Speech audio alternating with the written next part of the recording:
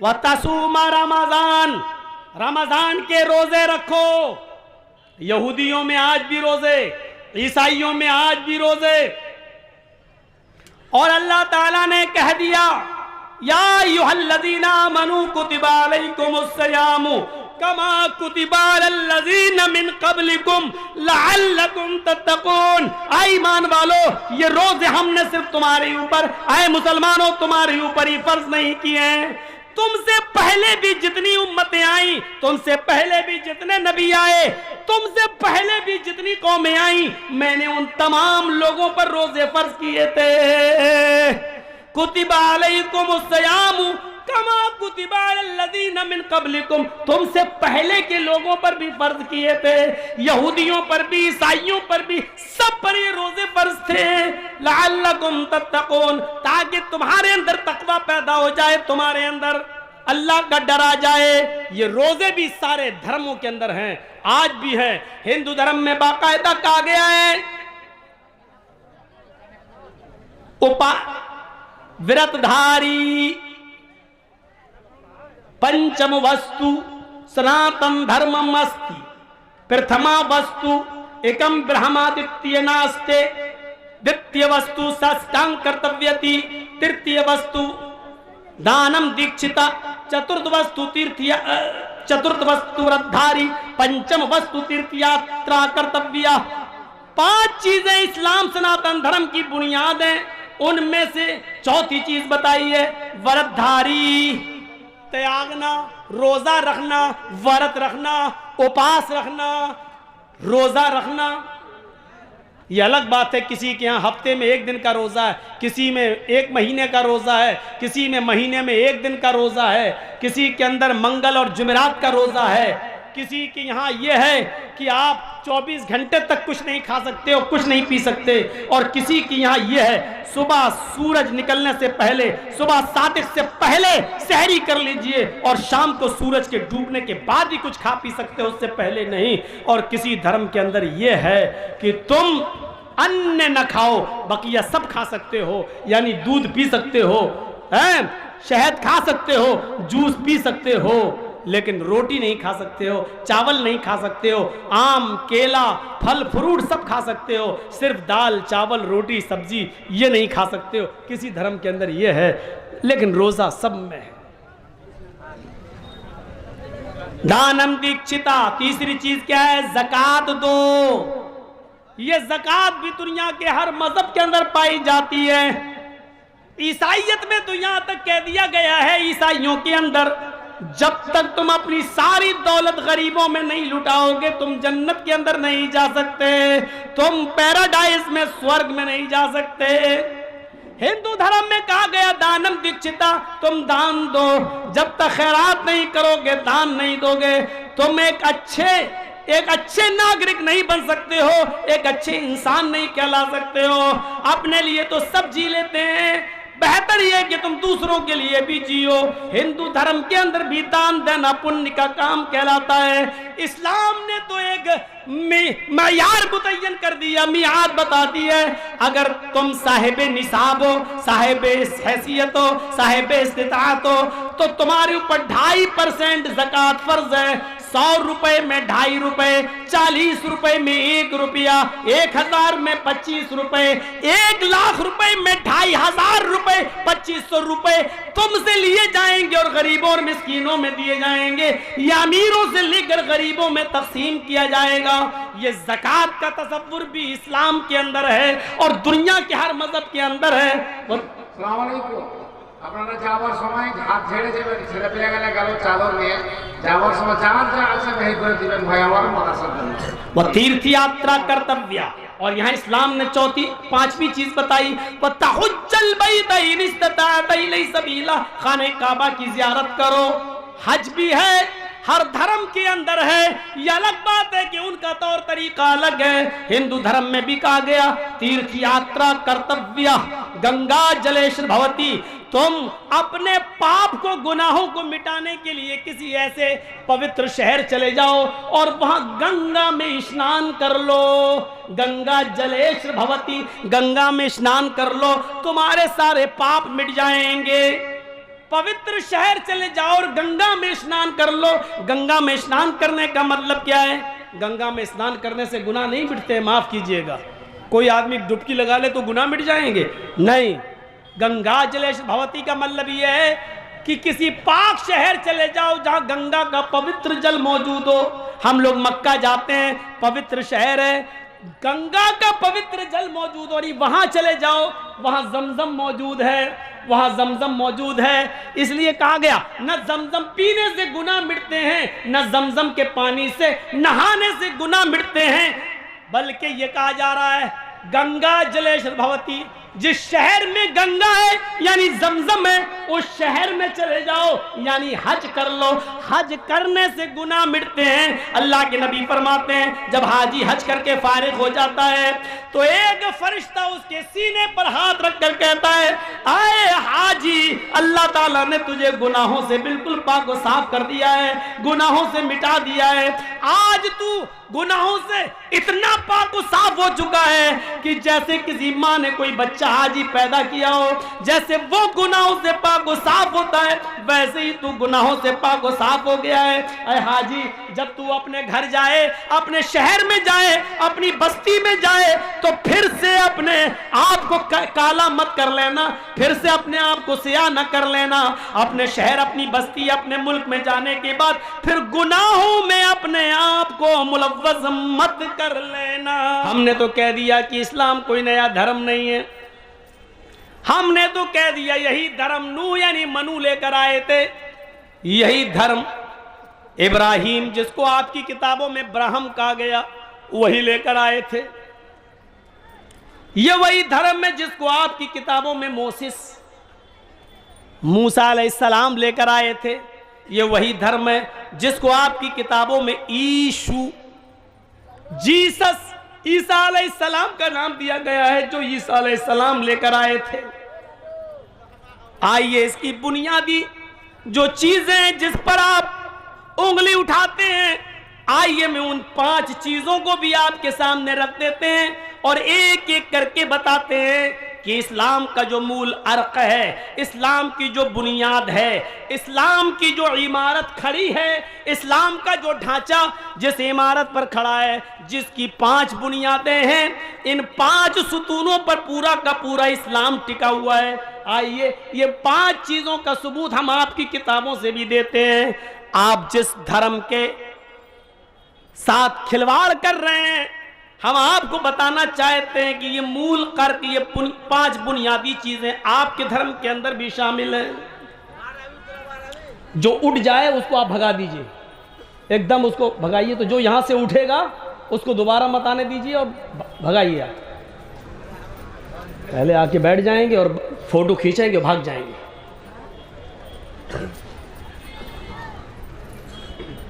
वो 5 चीजें देखिए क्या हैं। वअन उमर इब्नुल खत्ताब रज़ियल्लाहु तआला अन्हु क़ाल बैनमा नहनु इंद रसूलिल्लाहि सल्लल्लाहु अलैहि वसल्लम ज़ात यौमिन इस्तला अलैना रजुलुन शदीदु बयादिस सयाबि व शदीदु सवादिश शा'r ला युरा अलैहि असरु सफर व ला यारिफु मिन्ना अहद हत्ता जलस इला नबी सल्लल्लाहु अलैहि वसल्लम फास्नद रुकबतैहि इला रुकबतैहि व वज़अ कफ़ैहि अला फ़ख़िज़ैहि व क़ाल या मुहम्मद अख़बिरनी अनिल इस्लाम क़ाल अल इस्लाम व अन तशहद अन ला इलाहा इल्लल्लाह व अन्ना मुहम्मदर रसूलुल्लाह व तुक़ीमस सलाह व तुअतियज़ ज़कात व तसूम रमज़ान व तहुज्जल बैतैन इस्तताअत इलैहि सबीला। हज़रत उमर इब्न खत्ताब कहते हैं कि नबी अकरम सल्लल्लाहु अलैहि वसल्लम सहाबा की मजलिस में बैठे हुए थे, मैं भी नबी अकरम सल्लल्लाहु अलैहि वसल्लम के पास था। बैनमा नहनु इंदा रसूलिल्लाहि सल्लल्लाहु अलैहि वसल्लम। अब ये देखो, ये कब्र में पैर लटके हैं, भाग रहे हैं और ताज्जुब देखो, सीधे हाथ में चप्पल है, उल्टे हाथ में बोतल है पानी। देख नहीं रहे वो? और ये सुनने आए, इतनी सी बात नहीं सुनाई दे रही। अरे बिठा लो यार इनको, बेचारों को वहीं बिठा लो।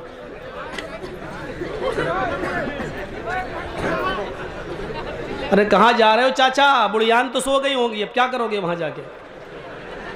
बैठ जाओ यहीं।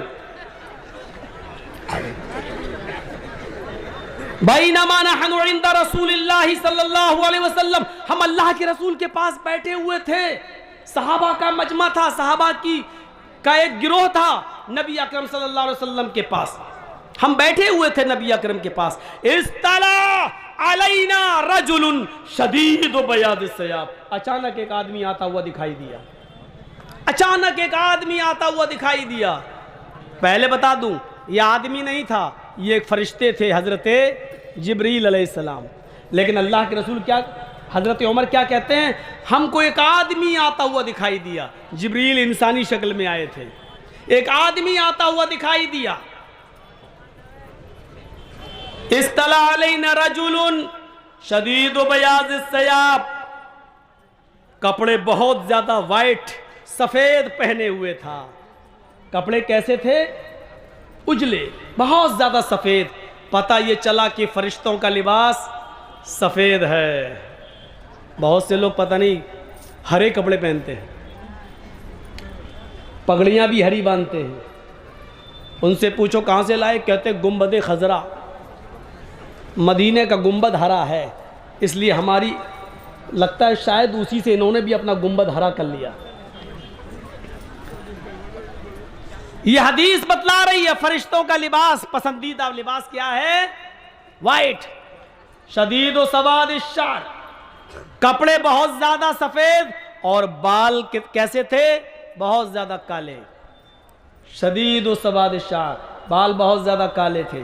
पता ये चला कि नेचुरल बाल काले ही होना बेहतर है।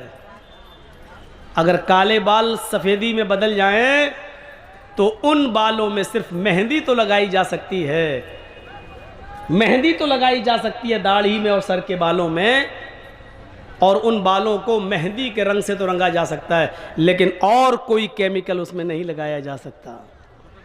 गार्नियर, निशा और क्या क्या चलता है धोखा देने के लिए, अपने बालों को काला कर लेते हैं लोग। हदीस के अल्फाज हैं जो दुनिया में लोगों को धोखा देने के लिए, अपनी उम्र छिपाने के लिए अपने बालों को काला करेगा। सव्वदल्लाहु वजहहु यौमल क़यामा, क़यामत के दिन अल्लाह उसके चेहरे को काला करके उठाएगा। उसकी पेशानी पर लिखा होगा ये दुनिया में अपनी उम्र से लोगों को धोखा देता था। किसके लिए काले बाल करते हो? सिर्फ मेहंदी लगाई जा सकती है बालों में, बस। अब तो नौजवानों के बाल भी बड़े अजीब तरीके के, यहाँ से काले, यहाँ से ब्राउन, यहाँ से हरे, लगता है जैसे कांग्रेस का प्रचार कर रहे हो। कैसे स्टाइलिश बाल, यहाँ से कुछ, यहाँ से कुछ, यहाँ से कुछ, यहाँ से कुछ। ये हदीस बतला रही है कि जिब्राइल अमीन जो इंसानी शक्ल में आए थे उनके कपड़े बहुत ज्यादा सफेद थे और बाल बहुत ज्यादा काले थे। शदीद बयाज सयाब व शदीद सवाद शार, ला युरा अलैहि असर सफर, सफर का कोई निशान उनके ऊपर नहीं दिखाई दे रहा था। दूर से तो आए थे, दूर से तो आए थे, लेकिन दूर से आने वाला तो मुसाफिर होता है, लेकिन सफर का कोई निशान नहीं दिखाई दे रहा था। अच्छा, ये कहाँ का रहने वाला हमें पता नहीं, इसका मतलब बाहर का है। अच्छा, बाहर का है तो इतनी दूर से अगर आया है तो इसके कपड़े परागंदा होना चाहिए, बालों में मिट्टी होना चाहिए, हैं, कपड़े गंदे होना चाहिए सब, लेकिन कपड़े चमक रहे हैं, बाल काले हैं, चेहरे पे रौनक है। ये दूर से आया भी है, लेकिन वला यारिफु मिन्ना अहद, हम में से कोई आदमी इसको पहचानता भी नहीं है। अगर आसपास का होता तो कोई तो जानता है कि फला गांव का है, फला मोहल्ले का, लेकिन कोई जानता भी नहीं। तुम जानते हो? नहीं। तुम जानते हो? नहीं। सबने मना कर दी, हम नहीं जानते। वला यारिफु मिन्ना अहद, हम में से कोई उसको पहचान भी नहीं रहा था। यानी दूर से तो आया था, लेकिन मुसाफिर के जो निशान होते हैं वो निशान उसके जिस्म पर सफर का नहीं पाया जा रहा था। हम में से कोई आदमी उसको पहचानता भी नहीं था। हत्ता जलसा इलन नबी सल्लल्लाहु अलैहि वसल्लम, आया और आते ही नबी अकरम के पास बैठ गया, आया और आते ही मुहम्मदुर रसूलुल्लाह के पास बैठ गया। और बैठने की स्टाइल भी देखो, फअस्नद रुकबतैहि इला रुकबतैहि, उसने अपने दोनों घुटनों को अल्लाह के रसूल के दोनों घुटनों से मिला लिया। उसने अपने दोनों घुटनों को अल्लाह के रसूल के दोनों घुटनों से मिला लिया। अल्लाह के रसूल भी वैसे बैठे थे जैसे अत्तहियात में हम लोग बैठते हैं ना, अत्तहियातुलिल्लाहि वसल्लम, ऐसे बैठे थे। तो ये जिब्राइल आए और ये भी ऐसे ही बैठ गए और अपने घुटनों से नबी के घुटने मिला लिए, टेक दिया। असनदा रुकबतही ला रुकबतही, अपने दोनों घुटनों को नबी के घुटनों से टेक दिया। व वज़ा कफ़ैही, और अपनी दोनों हथेलियों को, ये दोनों हाथ हैं, व वज़ा कफ़ैही अला फ़ख़िज़ैही, अल्लाह के नबी की दोनों रान पर यहाँ रख लिया, यानी ऐसे बैठ गए। अल्लाह के रसूल की रान थी, यहाँ दोनों हाथों को रख लिया, ऐसे ऐसे बैठ गए। पता ये चला कि अगर कोई शागिर्द अपने उस्ताद के साथ ऐसे बैठना चाहे तो इससे बुरा नहीं मानना चाहिए। कोई शागिर्द अगर कोई मसला समझना चाहे या कुरान की कोई आयत या हदीस अपने उस्ताद से पढ़ना चाहे तो वो इस तरीके से अपने उस्ताद के सामने बैठ सकता है, अपने दोनों हाथों को उस्ताद की दोनों रान पर रखकर कोई हदीस मालूम कर सकता है, कुरान की कोई आयत पढ़ सकता है, सीख सकता है। वो भी आकर बैठ जाते हैं, अपने दोनों घुटनों को नबी के घुटनों से मिला लेते हैं और अपने दोनों हाथों को नबी के दोनों रान पर रख लेते हैं। वक़ाला या मोहम्मद, और डायरेक्ट कहते हैं अय मोहम्मद, या रसूल अल्लाह नहीं कहा, या नबी अल्लाह नहीं कहा, सीधे नाम लिया, या मोहम्मदू अखबिरनी अनिल इस्लाम, आए मोहम्मद सल्लल्लाहु अलैहि वसल्लम, आप इस्लाम के बारे में लोगों को बताते हैं तो मुझे भी बताइए कि इस्लाम किसे कहते हैं, इस्लाम क्या है, इस्लाम के बारे में मुझे भी बताइए। जब नाम ले रहे हैं जिब्राइल आए मोहम्मद, तो सहाबा समझे कि वाकई ये कहीं दूर का आया हुआ है, इसीलिए तो इतना ऐसे बोल रहा है, मोहम्मद बताओ इस्लाम क्या है, सबको समझा रहे हैं, मुझे भी समझाओ। इसका मतलब ये आदमी मुसलमान नहीं लग रहा है, कोई और है, समझना चाहता है। सारे सहाबा सोए गए हैं, कोई नहीं समझ रहा है कि ये जिब्रील है, कोई नहीं जान रहा है कि जिब्रील है। वो तो अल्लाह के रसूल ने बाद में बताया था, अतदरूना मनिस्साइल, क्या तुम जानते हो ये सवाल करने वाला कौन? जब जिब्रील पूछ के चले गए तब अल्लाह के रसूल ने पूछा था, क्या तुम जानते हो ये कौन थे जो सवाल कर रहे थे? साहबा ने कहा कुल तो अल्लाह व रसूलु आलम है। हजरत उमर ने कहा अल्लाह और उसके रसूल ज्यादा जानते। तो अल्लाह के नबी ने कहा हुआ जिब्रील अताकुम युअल्लिमुकुम दीनकुम, ये जिब्रील थे जो तुम्हें तुम्हारा दीन सिखलाने आए थे, खुद सीखने नहीं आए थे, तुम्हें समझाने आए थे। पूछ खुद रहे थे लेकिन बताना तुम्हें चाहते थे कि देख लो इस्लाम ये है, ये जिब्रील। ये तो बाद में पता चला। अच्छा अब देखो, हजरत उमर बैठे हैं, बड़े बड़े साहबा वहां बैठे हैं और जिब्रील आ गए हैं और पता नहीं साहबा को जिब्रील है। इतने करीब का इल्म नहीं है, इतने करीब का साहबा को इल्म नहीं है। मेरे पास ये मौलाना बैठे और मुझे मालूम नहीं कि ये कौन है। सोचो हजरत उमर और बड़े बड़े साहबा के पास जिब्रील बैठे हैं, बगल में बैठे, और इनको पता नहीं कि जिब्रील हैं। साहबा को इतने करीब शख्स के बारे में मालूम नहीं। आज के कठमुल्लाओं को कयामत तक का इल्म है, कयामत तक का इल्म। उफ़ो, यहां बैठे बैठे बता देते हैं। एक साहब तो बरेली में तकरीर कर रहे थे और तकरीर करते करते भूल गए, तो वहीं से कहने लगे दूर दूर भाग भाग। लोगों ने बाद में पूछा ये क्या बात थी? कहने लगे अरे वो खाने काबा में कुत्ता घुस गया था, मैं उसको भगा रहा था। बैठे हैं बरेली में, तकरीर कर रहे हैं बरेली में और भूल गए, तो मेरी बदनामी ना हो कि भूल गए, लोग क्या कहेंगे इतने बड़े मौलाना भूल गए। तो यहीं से बैठे बैठे कह रहे हैं भाग भाग दूर दूर। बाद में लोगों ने कहा कि ये क्या हुआ था आपको? अरे वो खाने काबा में कुत्ता घुस गया था। बरेली में बैठ के काबा का कुत्ता दिखाई दे रहा है, जबकि मक्का और मदीना में कुत्ता घुस ही नहीं सकता है, अलाउ ही नहीं है। ये क्या कह रहे, खाने काबा में कुत्ता घुस गया था, मैं उसको भगा रहा था। ओ लोगों ने कहा अरे बड़े पहुंचे हुए हैं हमारे हजरत, बहुत यहाँ बैठे बैठे, अरे निगाह कितनी तेज है, खाने काबा का कुत्ता देख लेते। उस जलसे में उनकी बीवी भी आई हुई थी। अब बीवी से ज्यादा तो शौहर के बारे में कोई जान नहीं सकता है, बीवी से ज्यादा कोई जानता है किसी की कमजोरी। बीवी ने कहा आओ घर, तब बताती हूँ तुम्हें, तुम्हारी नजर बड़ी तेज है।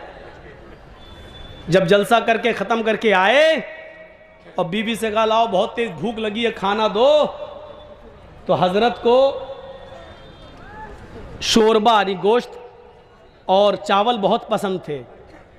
चावल और गोश्त का शोरबा यानी शोरबे वाला गोश्त बहुत पसंद था। तो बीवी ने क्या किया, गोश्त और शोरबा नीचे डाल दिया और ऊपर से चावल डाल दिए। शोरबा छिप गया, झोल जो था वो उसका नीचे हो गया, बोटियाँ ओडियाँ नीचे पहुंच गई और सूखा चावल ऊपर था। बीवी ने कहा लो खाइए, मैं पानी लेकर आती हूँ। जब तक वो पानी लेकर आई हजरत बैठे हुए हैं। बीवी ने कहा अरे तुमने खाना शुरू नहीं किया, मैं पानी ले आई। मारूंगा थप्पड़, पागल कहेंगी, सादा चावल खाऊं? अरे गोश्त तो लेके आ। तो कहते हो आपको गोश्त दिखाई नहीं दिया? अभी तो थोड़ी देर पहले खाने काबा का कुत्ता दिखाई दे रहा था।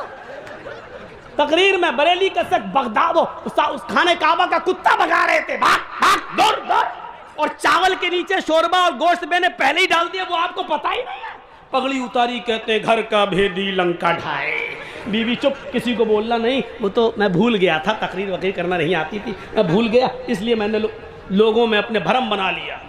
लीजिए, जिसको चावल के नीचे गोश्त नहीं दिखाई दे रहा है, इसका मतलब यह है कि करीब की नज़र बड़ी कमज़ोर थी और दूर की इतनी तेज थी कि खाने काबा का कुत्ता तक दिख रहा है। हजरत उमर को यह नहीं मालूम कि मेरे बगल में कौन है। हमारे मौलवियों के पास तो बिल्लियों को भी कयामत तक का इल्म होता है, बिल्लियों को भी।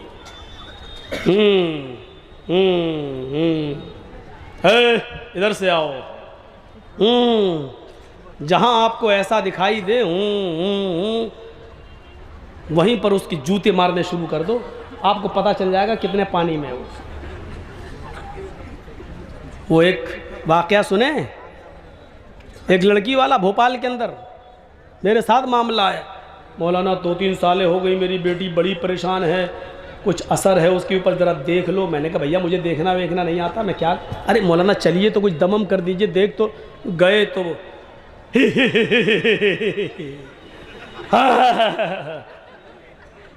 मैंने कहा यार ये तो बड़ी आंखें फाड़ रही है, कहीं कच्चा ना चबा जाए। क्या है? अपने बाप से कहती किसको लाया है, बड़े बड़े आ गए कुछ नहीं कर पाए, ये कल का लौंडा ये क्या करेगा। मैंने कहा यार ये तो अभी सुना रही है उल्टी सीधी। मैंने भी एक अंधेरे में तीर मारा, मालूम तो था नहीं, लेकिन अंधेरे में तीर मारा। मैंने कहा यहाँ अपनी कमज़ोरी साबित मत करो। मैंने लड़की के बाप से कहा अरे कहाँ यार पागल बनाने चले आए हो, इसको कुछ हुआ भी है? क्या बात कर रहे हो, 3-4 साल से मैं परेशान हूँ, लाख रुपया इलाज में चला गया। मैंने कहा ये तो बेवकूफ़ बना रही, इसको कुछ हुआ ही नहीं है। कहते क्या बात कर रहे हो? मैंने कहा सुनो, उसके कान में मैंने कहा लड़की के बाप से, तुम्हारी बेटी जिस लड़के से शादी करना चाहती है तुम्हें एतराज़ है। क्या बात कर रहे हो? मैंने कहा वो स्कूल में जाती थी, किसी लड़के से प्यार कर बैठी है। ये सब मैं ऐसे ही कह रहा हूँ, मुझे खुद नहीं मालूम, अंधेरे में तीर चला रहा हूँ मैं। मैंने कहा कि उस लड़की का प्यार हो गया और तुम्हें पता चल गया, तुम शादी नहीं होने दे रहे हो, इसलिए वो सब ड्रामा कर रही है। शायद मेरे बाप इस ड्रामे से तंग आ जाएं और हमारी शादी उसी के साथ कर दें। कि मौलाना ये बात तो सही है कि उसको किसी लड़के से प्यार हुआ है, लेकिन वो ऐसा क्यों करेगी? अब हमें कड़ी मिल गई, कड़ी ये मिल गई कि बाप ने इस बात को कबूल कर लिया कि हाँ किसी लड़के से प्यार हुआ है। मैंने कहा ये प्यार का मैटर है। मैंने कहा चलो जर्जीस, दिल में सोचा इसका इलाज करके देखो, बस एक अंधेरे में तीर। मैंने कहा अच्छा ठीक है, एक काम करो 1 किलो सरसों का तेल लाओ। वो लोग ले आए जल्दी से। मैंने उन्हीं के सामने कहा स्टोव जलाओ, स्टोव जला दिया। मैंने कहा कि इस तेल को कढ़ाई में गरम करो। वो गरम होने लगा, उबलने लगा, खोलने लगा। जब लड़की देख रही है हंसे, जब खूब खोल गया, उबल गया, तो मैंने लड़की के बाप से और उसके भाई से कहा कि दोनों भाई मिलकर इसके दोनों हाथ पकड़ लो, और लड़की के बाप से कहा कि तुम इसका सर मजबूती से पकड़ लो। बोले क्या करोगे? मैंने कहा मैं बताता हूँ। मैंने कटोरी में ऐसे तेल लिया और मैंने आगे बढ़ा, खोलता हुआ तेल। कहने लगे क्या करोगे? मैंने कहा वो इस लड़की के कान में मैं डालूंगा ये तेल। बोले क्यों? मैंने कहा जो शैतान इसके अंदर घुसा हुआ है वो कान और आंख के रास्ते से अभी निकल के भागता, तुम देखिएगा। मैं इस लड़की के कान में डालता हूँ ये तेल, खोलता हूँ, पकड़ो कस के। जैसे हम लेके आगे बढ़े, हमने कहा पकड़ो पकड़ो, हमने कहा इस लड़की को कुछ नहीं होगा, वो जिन्नात भागेगा जो इसके अंदर है, पकड़ो। उन लोगों ने मजबूती से पकड़ा और जैसे ही मैं करीब गया वो कहती ए मौलवी क्या कर रहा, मुझे कुछ नहीं हुआ, मुझे कुछ नहीं हुआ। अबे मेरे कान फाड़ेगा, मेरे पर्दे फाड़ेगा, अरे मुझे कुछ नहीं हुआ। मैंने कहा देखो ये तो कह रही कुछ नहीं हुआ। मैंने कहा बता कब से बेवकूफ बना रही है अपने आप सब कह। मैंने जल्दी बता नहीं तो अभी 3 साल से। क्यों? हमारी शादी नहीं होने दे रहे हैं वहाँ। हमने देखा 3 साल से ड्रामा कर रही है, 3 साल से। बजाय इसके कि तुम अपने घरों में अपनी जवान बेटियों का इलाज कराने के लिए किसी मस्जिद के इमाम, तावीज गंडे, झाड़ फूक करने वाले को बुलाकर लाओ, उससे पहले ये तजर्बा करके भी देख लो, देखो कैसे भूत और पलीत उसके ऊपर से भागता है। लाते हो कठमुल्ला को, वो कहता है जिन्नात है, 40 दिन तक सूरज जिन पढ़ना पड़ेगी। आप कहते हो मुझे मालूम नहीं है, मौलाना साहब आप घर पे आ जाइएगा, 40 दिन पढ़ लीजिएगा, 40 दिन के बाद आपको मजदूरी मिल जाएगी। 40 दिन तक वो पढ़ता रहा, आप ऑफिस में जाते हैं, 20 ही दिन हुए, पता चला बेटी भी गई या बीवी भी था तो बीवी भी गई, वो मौलवी भी गया, और बेटी या बीवी तिजोरी का ताला तोड़ के पैसा और सोना जेवर भी लेके भाग गई। दरवाजा किसने खोला? अपनी बेटी के पास बैठाकर सूरज जिन पढ़ने का दरवाजा कौन खोला? मौलवी था, कोई फरिश्ता तो था नहीं। क्यों? वो बहक नहीं सकता था? क्यों नहीं बहक सकता है? इंसानी तो है, दरवाजे तो तुम खोलते हो, दरवाजे तो हम खोलते हैं। मौलवियों को घर में आना, बेटियों के पास बिठाना, ट्यूशन पढ़वाना, जवान बच्चियों के साथ बिठा देना है? कब से वो वाक़या नहीं सुना होगा आपने? ट्यूशन पढ़ाता था एक मौलवी बेचारा, 45 साल का 50 साल का, पढ़ाता था कुरान किसको? 18-20 साल की लड़की को, और धीरे धीरे वो लड़की खूबसूरती मौलवी के दिल में आ गई। अच्छा हुआ, तो सही से सेटिंग ही नहीं बनाई जाती। 45-50 साल का मौलवी 18 साल की लड़की पर फिदा हो गया। अब वो डायरेक्ट कैसे कहते कि मौलाना बेटी बेटी बेटी कह के पढ़ाता था, कैसे कहते कि हमें तुमसे प्यार है। उसने वजीफा करा, सिफली अमल करा, और खाने पीने की किसी चीज पर फूंकता रहा 11 दिन तक, फू फू फू फू, सिफली अमल। और गया और कहने लगा बेटी तुम बहुत खूबसूरत हो, तुम पर किसी की नज़र न लगे, इसलिए मैं ये चीज़ पढ़ के लाया हूँ, इसको तुम खा लेना। और वो था जो खा ले तो वो दीवानी हो जाए। सिफली अमल, गंदा अमल, जादू टोना। उस लड़की ने कहा ठीक है मौलाना साहब हम बाद में खा लेंगे। उसने कहा बेटी खा ज़रूर लेना।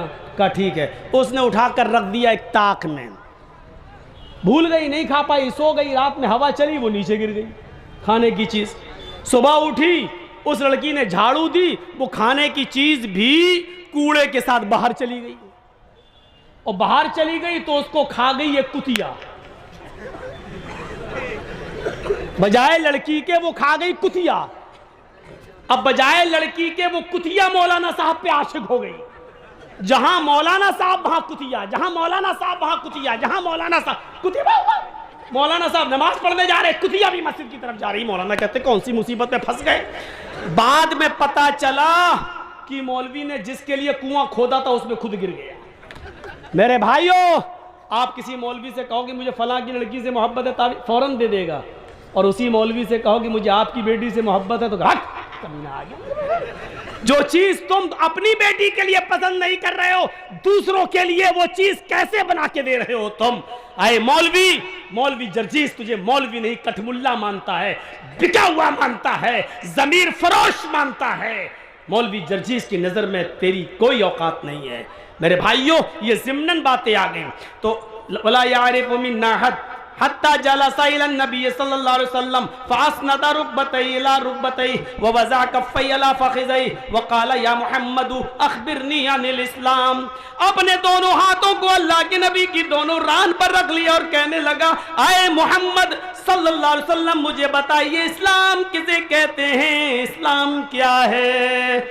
क़ाल अल इस्लामु अन तशहदा अल्ला इलाहा इल्लल्लाह। अल्लाह के नबी फरमाते हैं इस्लाम यह है इस बात की गवाही दो कि अल्लाह के अलावा कोई माबूद नहीं।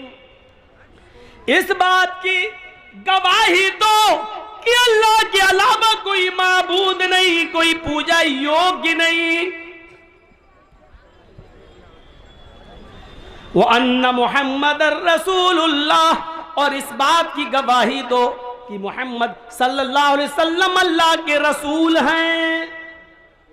इन दोनों चीजों को एक जोड़िएगा, यानी कलमे तौहीद क्या है, अशहदु अल्ला इलाहा इल्लल्लाह व अशहदु अन्ना मुहम्मदन अब्दुहु व रसूलुहु। इसमें तौहीद भी है और नबी अकरम की रिसालत का सबूत भी है। यह कलमा तौहीद भी है और कलमा शहादत भी है। इसमें गवाही भी दी जा रही है और तौहीद का इकरार भी किया जा रहा है। पहली चीज अल्लाह के अलावा कोई माबूद नहीं और मोहम्मद अल्लाह के रसूल हैं। व तुकीमस्सला, और दूसरी चीज नमाज कायम करना। व तुतियज ज़का, और तीसरी चीज अल्लाह के नबी ने बताई तुम ज़कात दो। अल्लाह ने तुम्हें जो माल दिया उसमें से पूरी पूरी ज़कात निकालो।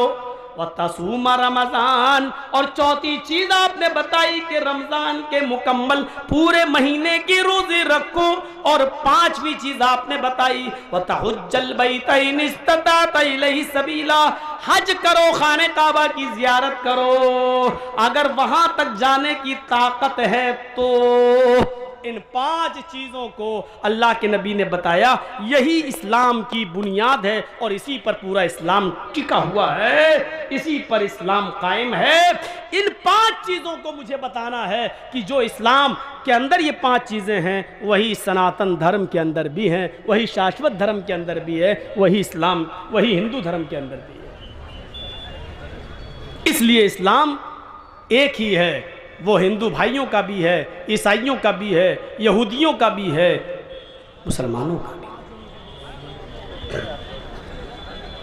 आइए कुरान क्या कहता है, जो कलमा तुम्हें बताया गया ला इलाहा इल्लल्लाह, कुरान कहता है आए मुसलमानों ये तुम्हारा अकेला कलमा नहीं है, तुमसे पहले जितने भी नबियों को रसूलों को किताबें दी गई, तौरात दी गई, ज़बूर दी गई, इंजील दी गई, उन सब का भी यही कलमा था।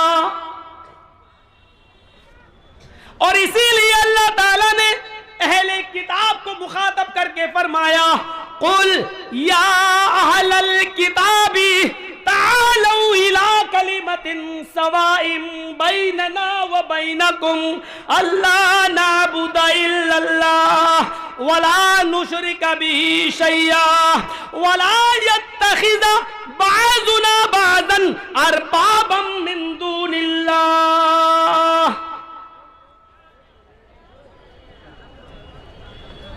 आए नबी कह दो, आए अहले किताब, आए मोहम्मद सल्लल्लाहु अलैहि वसल्लम कह दो, आए अहले किताब, आए यहूदियों, आए ईसाइयों, आए तौरात वालों, तालू इला कलिमतिन सवाइम बैनना व बैनकुम, आओ एक ऐसे कलमे की तरफ, आओ एक ऐसे मैसेज की तरफ, आओ एक ऐसे मूल मंत्र की तरफ, आओ एक ऐसे कलमे की तरफ जो हमारे और तुम्हारे दरमियान बराबर है।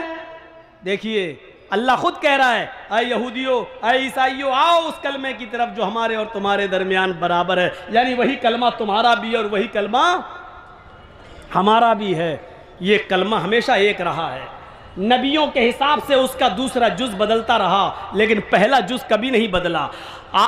नूह अलैहिस्सलाम आए तो कलमा पढ़ा जाता था ला इलाहा इल्लल्लाह नूह रसूलुल्लाह। मूसा आए तो कलमा पढ़ा जाता था, ला इलाहा इल्लल्लाह मूसा रसूलुल्लाह। ईसा आए तो कलमा पढ़ा जाता था, ला इलाहा इल्लल्लाह ईसा रसूलुल्लाह। मुहम्मदुर रसूलुल्लाह आए तो कलमा पढ़ा जाता था, ला इलाहा इल्लल्लाह मुहम्मदुर रसूलुल्लाह।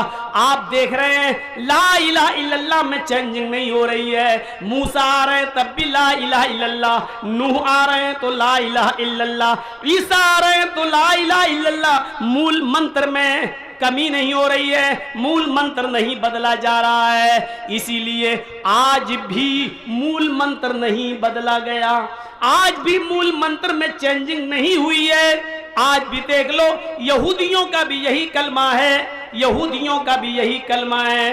बाइबल में और ईसाइयत में तो साफ कह दिया है, there is no god but god is only one. Allah एक ही है, उसके अलावा कोई दूसरा नहीं है। ये मूल मंत्र हमारे हिंदू धर्म के ग्रंथों में भी नहीं बदला गया, मूल ग्रंथों में मूल शिक्षा नहीं बदली गई। ब्रह्म सूत्र में लिखा है एकम ब्रह्मा द्वितीय नास्ते ने नास्ते किंचन, एक ही ब्रह्मा है, दूसरा नहीं है, बिल्कुल नहीं है, कतई नहीं है, हरगिज नहीं है। आप देख रहे हैं एक ही कलमा है जो ईसाइयत में भी है, एक ही कलमा है जो यहूदियत में भी है, एक ही कलमा है जो हिंदू धर्म के अंदर भी है। एकम ब्रह्मा द्वितीय नास्ते, एक ही ब्रह्म है, दूसरा नहीं। इस ब्रह्मांड का रचयिता और रचनाकार एक है, इस कायनात का बनाने वाला एक है, क्रिएटर ऑफ यूनिवर्स एक है, इस ब्रह्मांड का, इस नीले जगत का स्वामी एक है, इस पूरी दुनिया को बनाने वाला एक है, दूसरा नहीं है, बिल्कुल नहीं है, हरगिज नहीं है, कतई नहीं है। ये मूल मंत्र कभी नहीं बदला गया है, बल्कि अथर्ववेद के अंदर तो अनकही के जुमले आज तक मौजूद हैं। जो पंडित मरता है तो मरने से पहले अपने बेटे से अनकही के जुमले जरूर कह देता है और अपने बेटे को सिखा देता है, ला इलाहा हरणे पापन इल्लल्लाह परम पिदम, ला इलाहा हरणे पापन इल्लल्लाह परम पिदम। हाय मेरे बेटे, मरने से पहले तू भी ला इलाहा इल्लल्लाह पढ़ लेना। हाय मेरे पुत्र, मरने से पहले तू भी ला इलाहा इल्लल्लाह पढ़ लेना। मोक्ष प्राप्त हो जाएगी, तेरी मगफिरत हो जाएगी, तेरी बख्शिश हो जाएगी।